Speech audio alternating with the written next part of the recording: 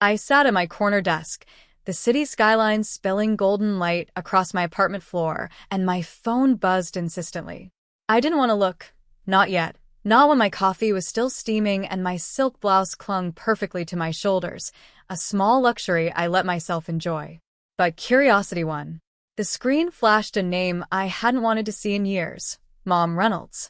I froze.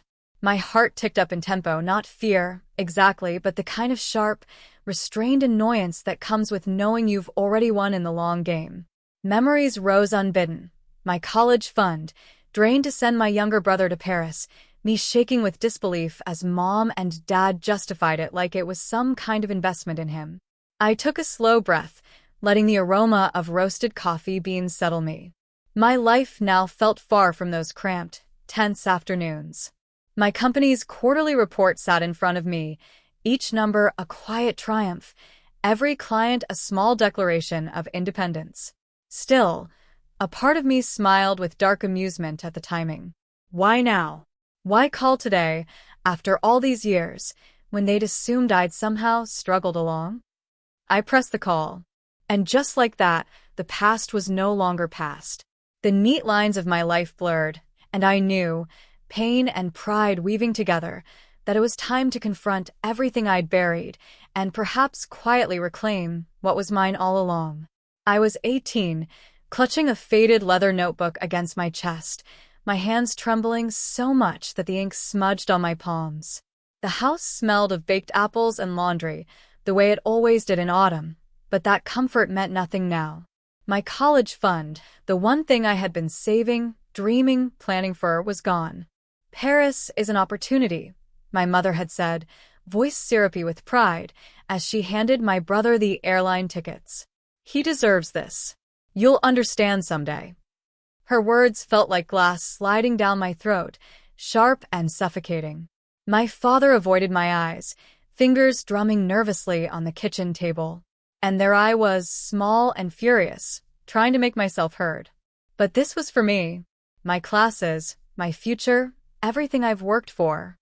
Life isn't fair, Sophie, Mom said, brushing past me, her perfume leaving a trail of something sweet and infuriating. Learn to accept it. I wanted to scream, to rage, to shake them until they saw the mistake they were making. Instead, I clutched the notebook closer, the leather smooth beneath my fingers, and ran up the stairs to my room. It was my grandmother, who had always believed in me more than anyone else, who slipped a small envelope under my door that evening. Inside was a note, crisp and wise. The world owes you nothing. Take what's yours, but do it with your head, not your anger. You're stronger than they'll ever know. I stared at it for hours, the paper thin between my fingertips, until something inside me clicked. The anger was still there, yes, but now it had direction. I would find a way, not revenge in the dramatic sense, but reclamation. Quiet, careful, undeniable. That night, I packed a small bag of essentials, hugged my grandmother tightly, and whispered a promise to myself. One day, I would show them exactly what they had underestimated, and I would take back everything they thought they had stolen. I left home that winter with nothing but my grandmother's note and a determination that felt larger than my fear. My first apartment was a cramped studio with peeling paint and a radiator that groaned like an old dog, but it was mine. I started working odd jobs, waitressing, tutoring, freelance writing, anything to keep my dreams alive. Every dollar I earned was a brick in the foundation I was quietly building. It wasn't easy. I remember nights sitting at my tiny kitchen table, calculator open, bills scattered, second-guessing every decision. My hands shook as I typed proposals into my old laptop, my stomach twisting as I waited for replies. Rejection became a rhythm I had to endure. Every no was a reminder that the world would not hand me what my parents had refused. But each small yes was a spark. Then I met Margaret Hines, a seasoned entrepreneur who believed in people who refused to be invisible. I had submitted a pitch for a small design project, barely daring to hope, and she responded with an unexpected email. Meet me. I want to see what you're capable of. Margaret became more than a mentor. She became a compass. She taught me how to negotiate, how to identify opportunities where others saw walls, how to market myself without compromising my values. Under her guidance, my small freelance side gigs became contracts. Contracts became clients. Clients became steady income. By the end of my second year, I had my first office, not much bigger than my old studio, but filled with sunlight and my own choices. Through it all, I kept my successes quiet. My family assumed I was struggling, my social media modest, and curated to appear ordinary. There was satisfaction in their ignorance, in the knowledge that I was quietly reclaiming my life in a way they would never see coming. Every small win was a silent victory. The first time I signed a profitable contract without asking for help, the first luxury I allowed myself, a desk lamp that didn't flicker, a chair that didn't squeak, the freedom to buy fresh flowers on a whim. Every step was deliberate, measured, and entirely mine. By the 5th year, my company had grown beyond my apartment studio. I had a team, a reputation, and a sense of power that felt intoxicating. Not just power over money, but power over my narrative, my choices, my destiny. And yet, even with all that, I held on to that quiet thrill, the thought that one day I could walk back into my old house and show them exactly who I had become. I smiled at the memory, sipping my coffee. Every challenge, every long night, every anxious moment had led to this, a life reclaimed and a story rewritten on my terms. The day they walked into my office, I felt a quiet thrill pulse through me. My parents, flanked by my younger brother, looked around as if expecting to see a cramped cubicle, an overworked intern, a struggling girl they thought they had held back. Instead, they saw polished oak floors, walls adorned with framed accomplishments, abstract paintings I had collected on my own, and floor-to-ceiling windows spilling light across the room. My desk gleamed, the scent of fresh flowers filling the air, and every object whispered a subtle story of careful success. A handcrafted lamp, a leather chair that molded to my back, a bookshelf lined with both classic literature and business strategy texts. I stood from behind the desk, letting them take it all in. My silk blouse caught the light. My heels clicked against the polished floor as I approached, and I could see the slow dawning in their eyes, the disbelief, the shock, the silent admission that they had underestimated me. Mom. Dad. I began, voice calm, even measured. You thought I would struggle, that I would take the college fund loss and simply fade away, that I'd be nothing. My father's mouth opened, closed, his throat working like he was swallowing words. My mother's hands twisted nervously in her lap. My brother's eyes flickered with a mix of guilt and awe. I didn't just survive, I continued, letting each word settle. I built. I learned. I fought. And quietly, I reclaimed what was mine. I pressed a button, and a screen lit up behind me. Account statements, ownership papers, contracts. Every cent you took, every opportunity you thought you denied me, I replaced. And then some. This company, these assets, this life, it's mine. Completely. There was a pause, heavy with silence, as the magnitude sank in. My mother's hand flew to her mouth. My father's shoulders slumped. My brother, once smug and entitled, now looked small, overwhelmed by a sister he had dismissed. You did all this? My mother whispered, disbelief quivering in her voice. I did, I said softly, letting the statement hang like a quiet storm. And I did it without asking for your approval, without waiting for your permission, without letting your choices define me. I'm standing here not just as your daughter, but as the woman I promised myself I'd become. Their reactions shifted, shock softened into shame, and then a slow understanding. They were beginning to see the truth I had always known. Their decision to favor my brother had not broken me. It had propelled me. I stepped back to my desk, letting them absorb the elegance, the subtle triumph, the life I had quietly built.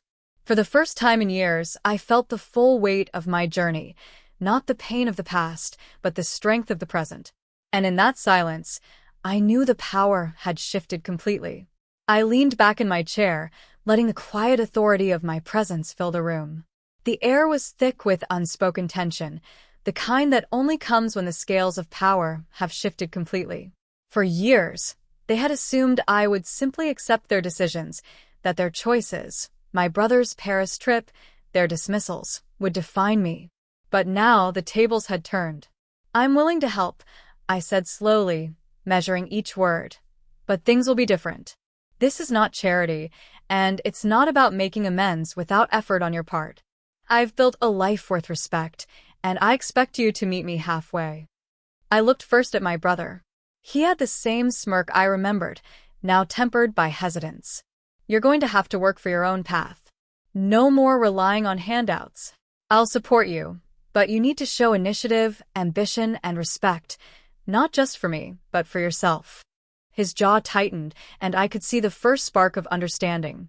My father's hands clenched around his briefcase. "You will apologize, not just in words, but through your actions. Recognize the choices you made, learn from them, and start treating people around you, especially your family, with integrity and accountability." I turned to my mother last.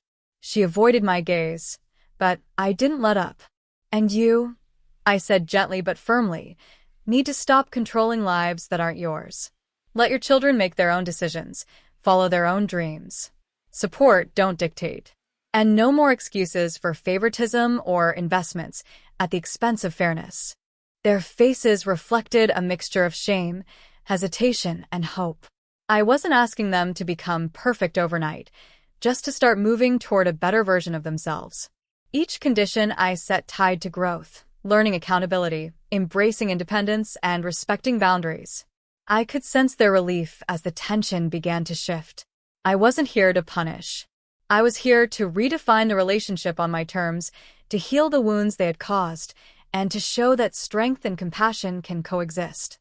"Remember this," I added, standing, letting my presence anchor the moment. "I care about you, but I will not compromise who I am or what I've built. Respect my journey, and we can move forward. Fail to meet these terms, and the doors you see here remain closed to you." I watched them absorb my words, seeing the first real understanding that respect isn't demanded, it's earned. The quiet shift in the room felt almost tangible. The past had been reclaimed, the power balanced, and the path forward laid clearly in front of them. For the first time, I felt no fear of their judgment. I only felt the quiet, unwavering certainty that I had taken everything back, not just the money or opportunity, but the control of my life, my destiny, and my story. Months passed after that meeting, and slowly, I watched the changes unfold. My brother had taken up an internship at a nonprofit he'd always admired, working long hours and learning responsibility in ways he never had before. My father started mentoring young professionals at his firm, acknowledging mistakes he had never admitted before. My mother, after countless quiet conversations, finally stepped back from trying to control outcomes, letting her children make their own decisions, proud without judgment. I observed them, sometimes with a quiet smile, sometimes with a pang of old hurt that had finally softened. The dynamics had shifted entirely, and for the first time, our family felt like it was moving towards something real, not dictated by past favoritism or resentment, but by effort, understanding, and respect. One evening, I sat by my office window, the city lights shimmering like stars reflected on glass, and reached for the small envelope from my grandmother that I had kept tucked in my desk all these years. I unfolded the paper, reading her words again. "The world owes you nothing. Take what's yours, but do it with your head, not your anger. You're stronger than they'll ever know." Her advice had carried me through the darkest moments, guiding me quietly toward independence and strength. I traced the edges of the paper with my fingers, feeling gratitude, love, and pride all at once. The pain of the past had not vanished, but it had transformed into something powerful, resilience, wisdom, and a life reclaimed entirely on my terms. I leaned back, closing my eyes for a moment, and whispered to myself, a gentle affirmation that had become my truth. I am enough. I am capable. And I am free. In that quiet space, I realized that victory had never been about revenge, nor about proving them wrong. It had been about reclaiming my life, setting boundaries, and honoring my worth. I had taken back everything they thought they could take, and in doing so, I had built something far greater, a life rooted in strength, self-respect, and grace. I smiled, feeling the weight of the journey and the lightness of finally standing wholly in my own power. The past had shaped me, but it no longer defined me. I was Sophie Reynolds, independent, unshakable, and unafraid, and the future was mine.